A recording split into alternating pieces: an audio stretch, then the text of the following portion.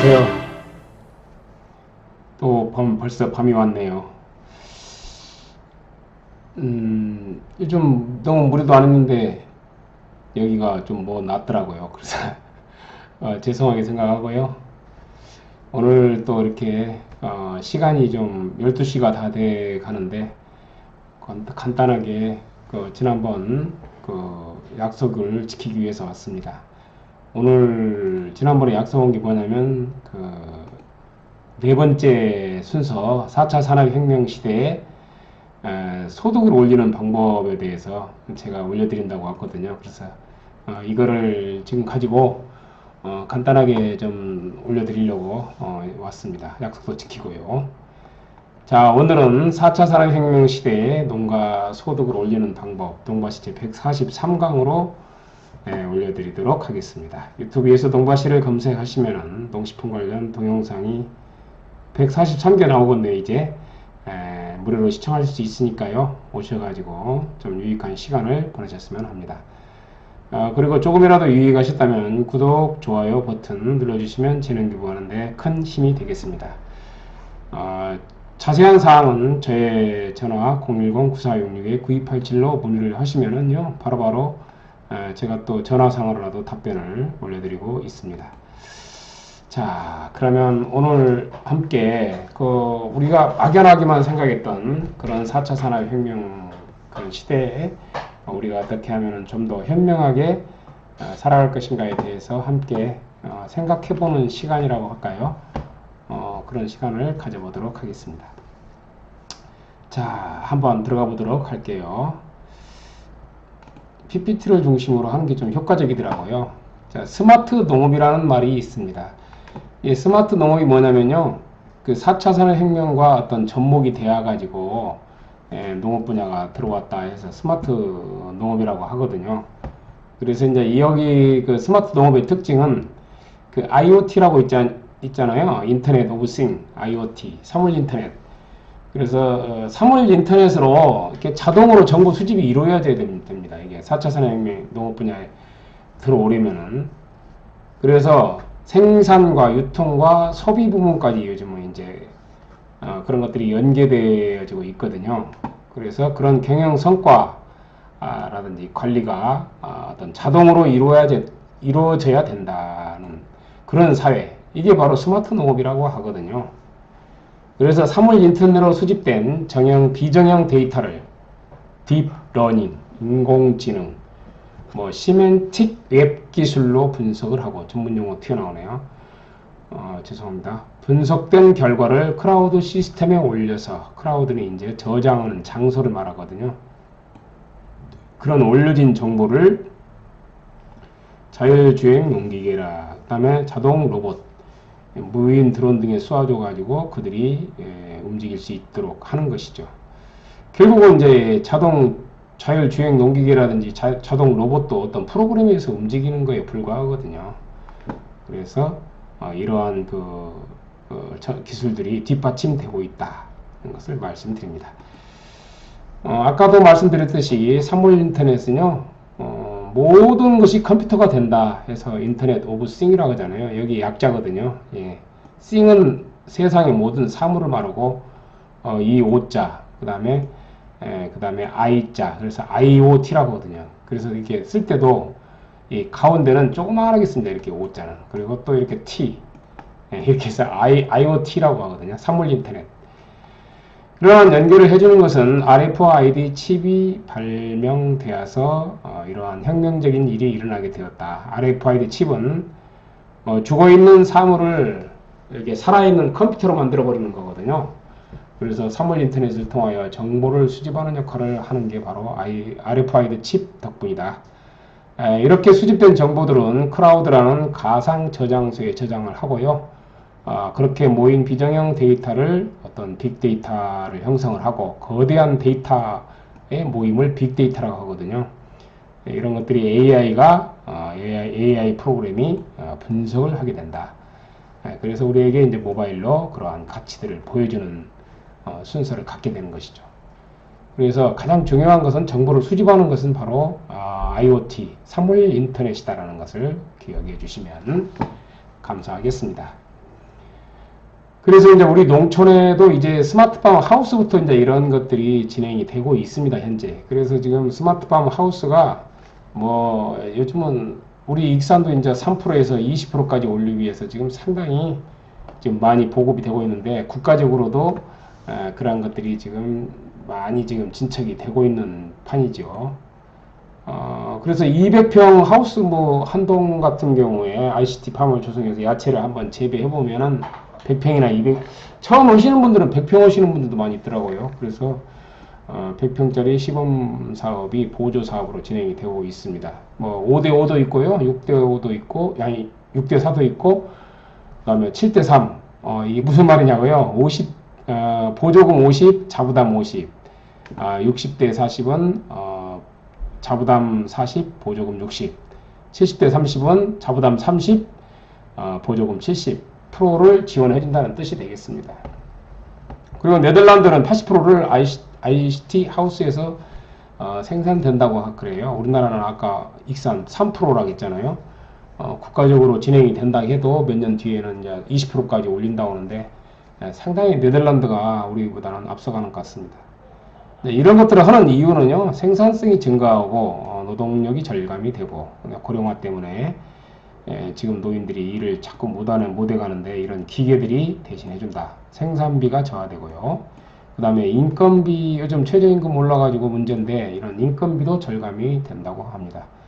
그래서 다가올 미래를 대비하는 차원에서 스마트팜을 지방자치단체마다 많이들 보급을 하고 있는 편이죠. 그리고 귀농 귀촌인들이 굉장히 강점이 있습니다. 이분들이 이제 사회적으로 컴퓨터도 잘 하기 때문에 이런 스마트팜은 능숙하게 운영을 하고 있습니다. 뭐 이런 것은 지난 시간에 했기 때문에 여기서는 이제 한 가지 중요한 점은요. 1차 산업혁명이 어떤 처음에 산업혁명에서 1차, 2차, 3차가 있잖아요. 근데 1차는 이제 그런 도구의 발명이 이루어진 사회, 원시사회, 굉장히 초보적인 사회잖아요. 근데 이제 2차 산업혁명에서는 제조업의 혁명이 일어났죠. 그 동력이 발명되면서. 3차 산업혁명은 이러한 동력을 이제 정보화 혁명과 연결시켜가지고 더욱 고도화시킨 그런 시대를 말하고요. 4차 산업혁명 시대에는 이제 어떤 ICBM 시대, 그런 사물 인터넷으로 수집을 하고 인공지능이 이런 것들을 분석을 하고 또 우리에게 모바일로 보여주는 시대, 이렇게 4차 산업혁명 시대가 오히려, 근데 이제 1차에서 3차 산업혁명 시대에는 농업을 자꾸 농촌을 떠나는 시대였습니다. 저희 어렸을 때도 막 농촌을 막 떠났거든요. 서울로 돈 벌러 간다고. 근데 4차 산업혁명 시대에는 오히려 서울로 갔던 친구들이 다시 농촌으로 돌아오는 시대. 그렇죠. 스마트팜을 해야 되니까 농촌에 와가지고 또 카이스트 만나 CEO 사례도 있잖아요. 이분들이 학생들인데 아주 전도가 유망한 학생들인데 이런 첨단 농장을 운영한다 이거죠. 이런 것은 바로 농촌으로 돌아오게 하는 혁명은 바로 4차 산업혁명이다. 그런 생각이 듭니다. RFID 태그는 뭐냐면요. 이렇게 죽어있는 사물에 어떤 칩을 설치를 하면 이게 이제 중앙 컴퓨터로 이게 이제 어떤 많은 정보들을 그런 전송을 해준다 이거죠. 그래서 무선 인식 칩을 의미하는데요. 이것도 이제 태그하고 안테나하고 리더기로 구성이 되어 있고 수십 미터까지 무선으로 전송을 하고 있습니다. 고속도로 요금 받는 곳을 생각하면 됩니다. 그래서 차가 지나가면은 바로바로 정산이 돼가지고 중앙 컴퓨터로 쏘아주죠. 이런 것들이 RFID 태그가 내 차를 인식을 하기 때문에 일어나는 현상이라고 볼 수 있겠죠.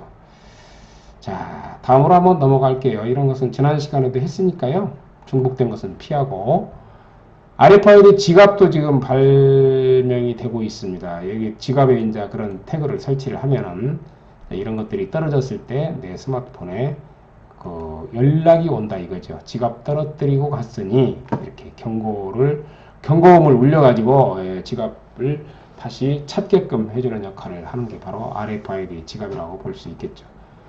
그 다음에 아파트 같은 데서는 음식물 종량제라고 해가지고 그런 칩을, 바로 거기에 이제 RFID 칩이 있어가지고 우리가 이제 음식물을 버릴 때 요금을 계산해가지고 중앙 컴퓨터로 보내주거든요. 그래서 이제 그런 요금을 정산을 해주는 스타일, 그런 형이죠.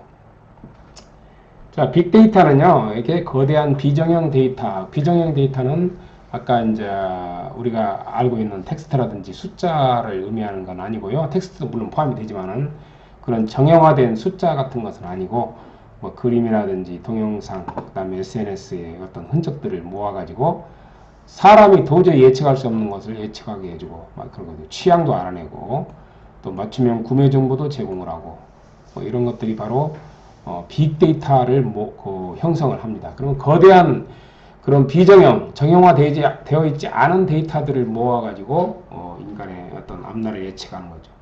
그래서 고객의 감성을 분석을 하고 이것이 또 생산성을 향상시키는 역할도 한다고 합니다. 자, 4차 산업이 필요한 이유는요, 뭐 이거 할 필요 있냐? 뭐 이렇게 또 물어보시는 분들이 있거든요. 근데 저는 이게 또 반드시 필요한 시대라고 저는 생각을 합니다.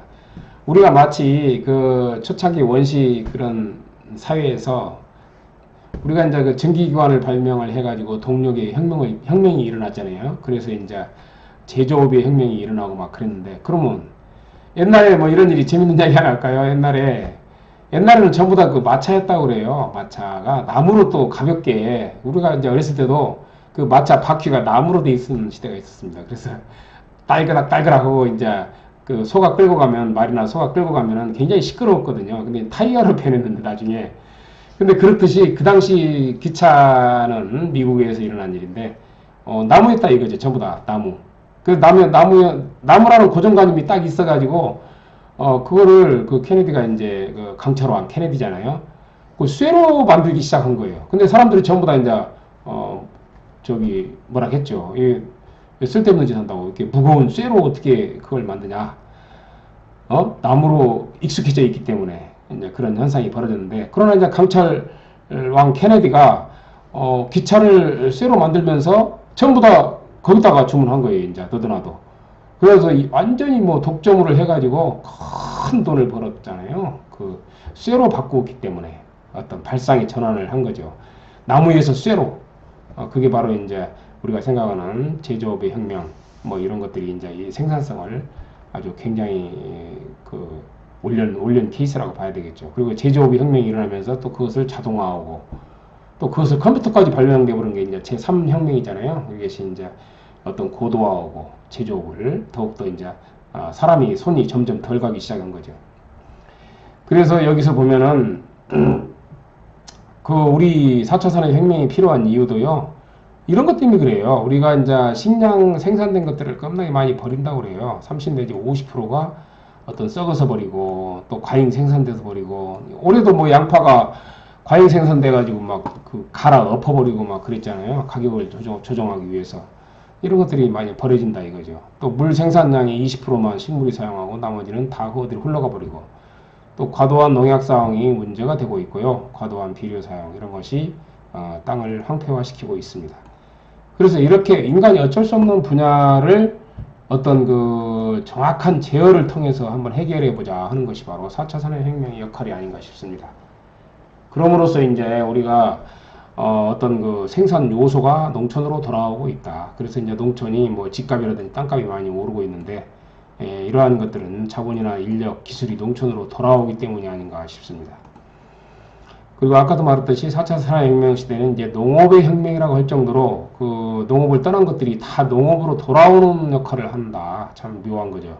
과거에는 1, 2, 3차 혁명 때는 그 농촌을 다들 떠났는데, 이거는 이제 그 스마트팜의 어떤 구조도를 보여주고 있습니다. 제어 판넬이 있고, 뭐 냉난방 제어도 하고, 얘가 그 다음에 토양 정보 센서를 토양에 심어가지고 토양 정보를 이제 제어를 하고, 또 양액기도 이제 자동으로 공급할 수 있도록 그 제어기가 제어를 하게 되는 것이죠.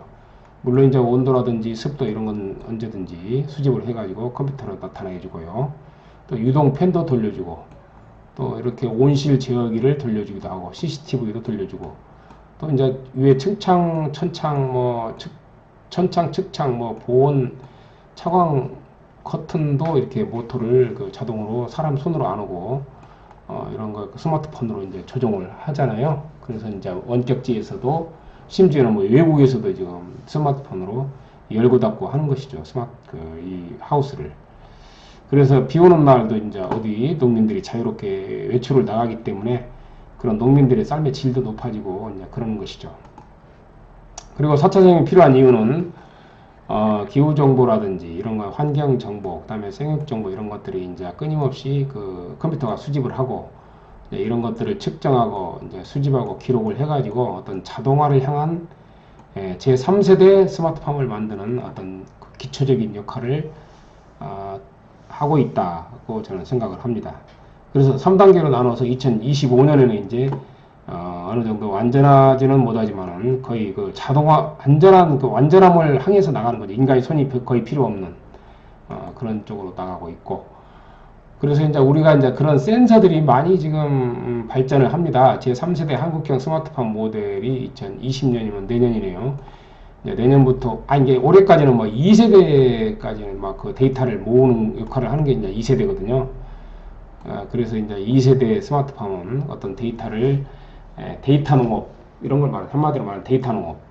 3세대 스마트팜은 2020년부터 본격적으로 연구가 되는데, 복합 에너지를 관리를 하고, 그 다음에 스마트한 농작업이 가능하도록 하는 것을 말한답니다. 이제 이러다 보면은 온도, 습도 센서라든지 풍향 센서, 풍속 센서, 뭐 가무 센서, 뭐 일사량 센서, CO2 센서, 이산화탄소, 토양 온도, 토양 습도, 토양 이시, 전기 전도도 센서 이런 것들을 제어를 하게 되는 것이죠. 그래서 이제 뭐 단순 환경 제어는 컴퓨터가 없는 거예요, 이게. 그래서 좀 싸고 예를 들어서 뭐 200평짜리 한 동에 700만 원밖에 안 가요, 이건. 근데 복합 환경 제어는 조금 비쌉니다. 이건 한 1360만 원 정도 들어가는데 이렇게 좀 나눠집니다. 복합 환경 제어는 한 12~13가지 정도 어떤 제어를 하기 때문에 컴퓨터가 있어야 됩니다. 그리고 데이터가 쌓이는 거죠, 이건. 단순 환경 제어는 그냥 제어판만 있어가지고 컴퓨터는 설치되지 않더라고요. 자, 그 다음에 이제 스마트팜 기술 현황 및 향후 방향입니다. 스마트팜을 하고자 하는 농민들은 지방자치단체에 알아보시면은요, 이런 그 간편형 스마트팜이라든지, 뭐 청년형 스마트팜도 있고, 뭐 일반 농가형, 또 부속만 넣어주는 것도 있습니다. 또 부속과 하우스를 동시에 넣어주는 것도 있고요. 이런 또 양해까지 완전하게 넣어주는 것도 있고, 이렇게 좀 여러 가지 그 형태의 스마트팜이 있으니까요. 가셔서 한번 알아보시기 바랍니다.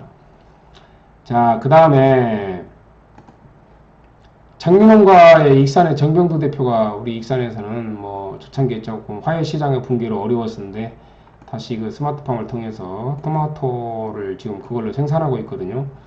그래서 요즘은 성공적으로 정착을 한 상태입니다. 많이 스마트팜 덕을 봤다고 봐야 되겠죠.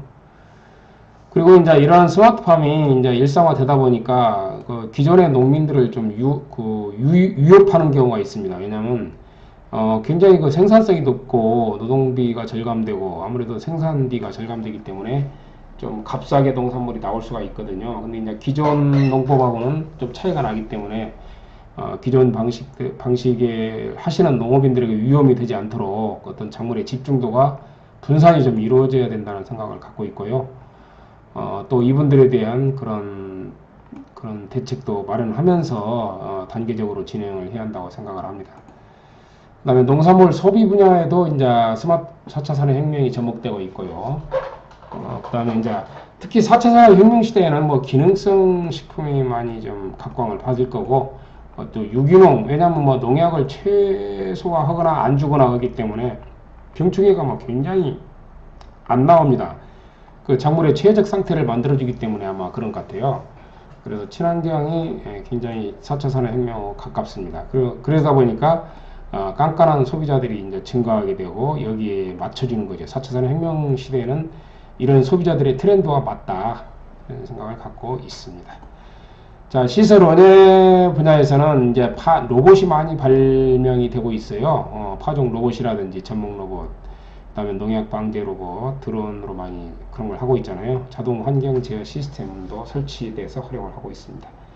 축산 분야에도 이제 사료를 자동으로 준다든지 어떤 젖소의 포유 로봇이라든지 이런 것들이 좀 활용이 되고 있죠. 이 외에도 노지 재배에도 이제 이런 것들이 많이 활용이 돼서 이제 노동력을 절감을 하고 생산비를 절감하고 어떤 체계적인 농장 관리가 되고 고령화에 대비해서 이런 것들이 이루어지고 있다는 것을 말씀을 드립니다. 아까 또 나오네요. 정병도시 같은 경우에는 이제 뭐 예를 들어서 평당 토마토를 관행 재배는 뭐 한 65kg밖에 안 나오는데 현재 130kg까지 나온다 하니까 거의 한 2배 정도 생산성을 보이고 있는 거죠. 그리고 스마트팜 평균은요 94kg가 나온답니다. 그래도 관행 재배보다는 낫잖아요. 이분은 이제 좀 기술력이 상당히 올라간 상태이기 때문에 네덜란드는 근데 220kg까지 나간다네. 이게 생산성이 네덜란드는 대단한 국가라고 생각이 됩니다. 그리고 전라남도 화순 한울 농장이 지금 스마트팜으로 유명한 곳인데 여기도 이제 상당히 관리 편리성이 한 4배로 증가했고 여기도 평당 130kg 나오네요. 그래서 이제 좀 참고를 해주시고요. 일본의 대표적인 IoT 기업 후지스는 IoT 센서를 이용하여 재배 환경의 데이터를 실시간으로 계측 수집한다고 합니다. 여기도 마찬가지로 스마트팜이네요. 그래서 이제 이건 1분 간격으로 그 클라우드 서버에 전송을 해서 데이터를 분석한 후에 각 농가의 어떤 최적의 물과 비료의 양을 알려준다고 하네요. 자, 그 다음에 이탈리아도 마찬가지로 양돈 개체 관리 프로그램 뭐 이런 것들이 이제 보급이 되고 있고, 그 다음에 고주파 전파식별 인식기도 있고요. 카메라 활용. 네덜란드도 마찬가지로 돼지의 그런 발성음을 듣고 건강 상태를 측정하는 센서가 지금 설치되어 있다고 하네요. 국내 사례는요, 성주 같은 경우는 우수 참외 재배 정보를 수집하여 데이터베이스를 확보한 후에 작물 재배 농가에 보급을 해서 어떤 표준화된 우수한 품질의 참외가 재배되도록 하고 있다고 합니다. 이건 또 4차 산업혁명이 접목되고 있네요. 성주도. 그래서 그 지역의 브랜드화하고 연결해서 많이 이러한 4차 산업혁명이 도입이 돼야 된다고 저는 생각을 합니다. 생산성도 올리고 품질도 좋아지거든요.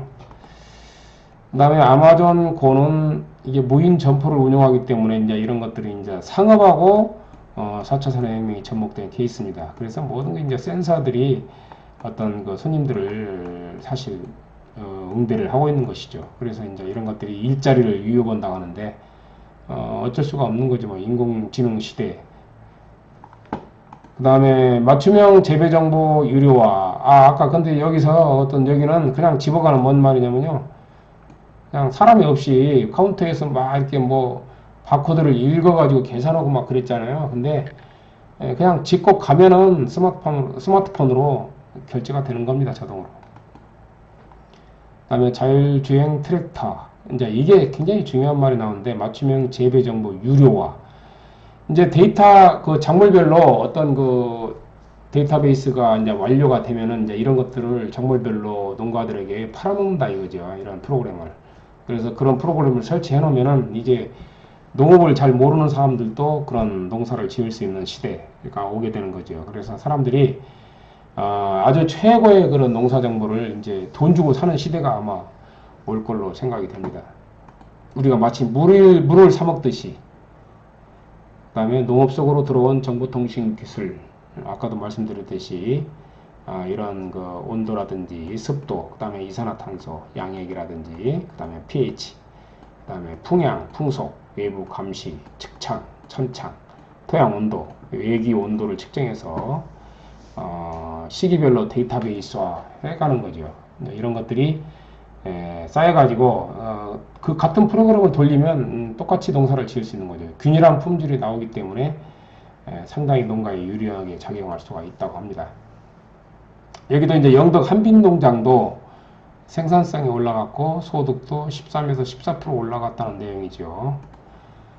그 다음에 이제 베이 규모가 상당히 많이 지금 퇴직을 하고 있는데 또 귀농도 지금 매년 증가하다가 아마 올해는 조금 근데 꺾음하다고 그래요. 베이비 세대가 끝났는가도 모르겠어요. 근데 끝났다고는 하지 않고 아마 지금 현재 50만 명 수준에서 지금 왔다 갔다 하고 있는 것 같아요. 아직도 끝났다고는 볼 수 없죠. 그래서 매년 귀농귀촌 인구는 한 50만 명 정도 된다. 이런 걸 말씀을 드리고 48만 명이나 나오네요. 조금 줄어들기도 했네요. 그런데 이제 이 정도 선 그래서 베이비 부모가 아마 2023년까지 계속적으로 퇴직을 하게 되는데, 이제 이때 농촌은 굉장히 오히려 기회이자 희망의 땅이 되고 있습니다. 그래서 요즘 귀농귀촌 때문에 약간 난리잖아요, 지금. 자, 그 다음에 어디 하죠? 여기 있구나. 여기 했고, 아까 여기 스마트폰 얘기했습니다. 통합 지역에서 어떤 스마트폰의 이제 어떤 구조도를 보여주고 있네요. 뭐 어떤 센서들이 이제 하우스에 설치가 돼가지고 어떤 통합 지역에서 제어를 한 다음에 스마트폰으로 제어를 할 수 있도록 하는 거죠. 그래서 스마트팜 생산성 분석 결과 농림부에서 했네요. 생산량은 27.9%가 올라갔고 1인당 생산량도 40.4%나 올라간 걸로 나타났습니다. 그 다음에 노동비는 15.9%가 줄어들었고요. 특히 이제 병해충, 작물의 최적 환경을 조성해 주기 때문에 53.7%가 감소했다는 것은 굉장히 우리에게 뭔가를 알려주는 거라고 생각이 듭니다. 자, 고생하셨습니다. 유튜브에서 농가시를 검색하시면은 저의 유익한 영상 143개가 나오니까요. 오셔서 무료로 시청해 주시고 재능기부에 힘이 나도록 영상 아래 구독, 좋아요 버튼도 부탁을 드리겠습니다. 자, 오늘 이렇게 또 하다 보니까 12시가 다 돼가네요. 예, 오늘 고생하셨고요. 이렇게 또 저의 바쁘신 중에서도 피곤하신데 영상 시청해 주셔서 너무 고맙고 감사합니다. 오늘은 4차 산업혁명 시대의 농업 분야에 접목을 해서 소득을 올리는 방법에 대해서 간단하게 소개를 해드렸습니다. 항상 이제 본격적으로 이제 장마가 끝나면 이제 더위가 오잖아요. 지금 비가 조금씩 오늘도 지금 비가 좀 오던데 이제 장마철이 이제 언젠가는 끝나게 될 겁니다 아마. 그러면 본격적으로 더위가 오니까 미리미리 더위에 대비를 하고 또 작물들도 너무나 스트레스 받지 않도록 또 더위에 대한 대비를 좀 하셔야 될 것 같아요. 예, 오늘은 제 4차 산업혁명 시대 농가 소득을 올리는 방법 농가시제 143강으로 올려드렸습니다. 영상을 시청해 주셔서 감사드리고요. 다음 시간에 또 뵙도록 하겠습니다. 안녕히 계십시오.